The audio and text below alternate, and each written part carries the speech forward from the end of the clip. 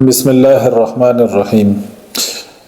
few arguments of Richard Dawkins.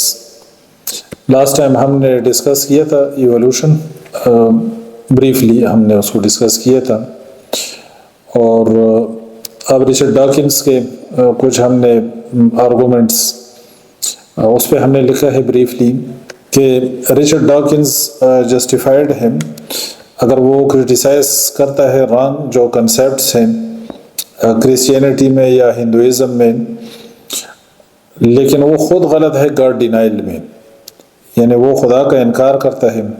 اب اللہ کے وجود اور اس کی وحدانیت کے بارے میں تو جتنے انبیاء کرام آئے ہیں آدم علیہ السلام سے لے کے نبی کریم صلی اللہ علیہ وسلم تک، جتنے انبیاء کرام آئے ہیں انکلوڈنگ جیزس کرائسٹ، عیسیٰ علیہ السلام یا موسیٰ علیہ السلام ہو، ابراہیم علیہ السلام ہو، جتنے انبیاء کرام اللہ تعالیٰ نے بھیجی دنیا کے اندر، تو اللہ تعالیٰ کے بارے میں انہوں نے انسانیت تک جو پیغام پہنچایا تو وہ اللہ تعالیٰ کی وحدانیت کی دعوت تھی. جتنے انبیاء کرام ہیں سب کا جو ہے نا ایک ہی پیغام تھا کہ اس کائنات کا خالق موجود ہے اور اس کو چلانے والا، اس کو سنبھالنے والا، اور وہ یکتا ہے، وحدہ لا شریک ہے، اس کا کوئی پارٹنر نہیں، اس کی بیوی نہیں، اس کی اولاد نہیں.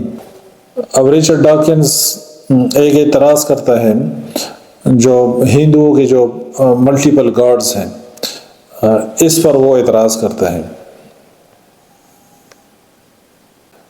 تو اس کو وہ دلیل بنا رہا ہے خدا کے انکار کے لیے. اب یہ خدا کے انکار کی دلیل تو نہیں ہے، جو اگر کسی نے ایک غلط نظریہ قائم کر لیا اور ٹائم گزرنے کے ساتھ ساتھ اگر کچھ لوگوں کے اندر غلطیاں پیدا ہو گئی اور کچھ لوگ صحیح راستے سے اور راہ راست سے بھٹک گئے، تو اس کا مطلب یہ تو پھر نہیں ہے کہ خالق کائنات کا انکار کیا جائے.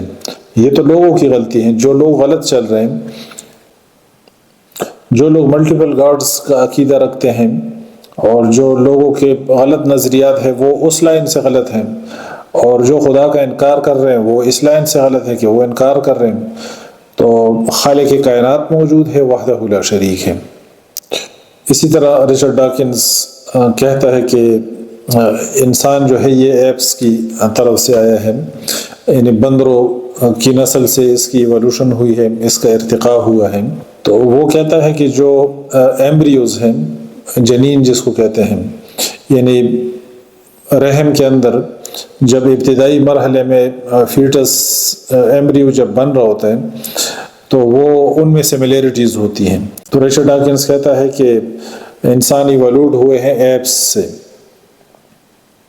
ان سملیرٹیز کی بنیاد پہ جو کئی ایک اینیملز کے جو جنین ہے، جو ایمبریوز ہیں، ان کے اندر جو سملیرٹیز ہوتی ہیں اس کی بنیاد پہ وہ اس طرح کا آرگومنٹ دیتے ہیں.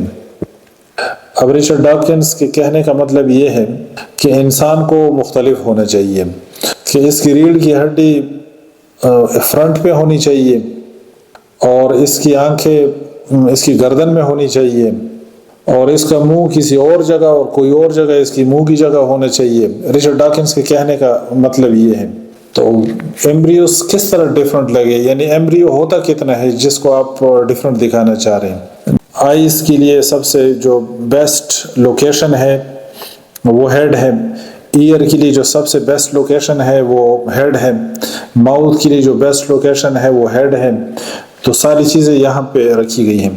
تو ایمبریوز کا سر پھر کچھ نہ کچھ سملر لگے گا نہیں، یا ان کو ڈیفرنٹ لگنا چاہیے. تو ڈیفینیٹلی ان کو تھوڑا بہت سملر ہی وہ لگ رہے ہوتے ہیں. تو ڈیفینیٹلی ان کی جو ایمبریو چونکہ ہوتا اتنا چھوٹا ہے، تو جب ان چیزوں کی ڈیولپمنٹ یہیں پہ ہو رہی ہے ایک ہی جگہ پہ، یا ورٹیبرل کالم کی لوکیشن ایک ہی ہے، یا لیگز کی جو لوکیشن ہے وہ ایک ہی تھیم پہ ہے، تو how should they look different. Definitely embryo ہوتا ہی چھوٹا سا ہے تو ایمبریوز پھر سملر لگیں گی، لیکن اس کا مطلب یہ ہے کہ پھر آپ اس سے کہیں کہ انسان جو ہے نا وہ بندروں کی نسل میں سے ہیں، اور آپ اس سے چلے جائیں گاڈ ڈینائل پہ کہ یہ چیزیں خود بخود ہوئی ہیں.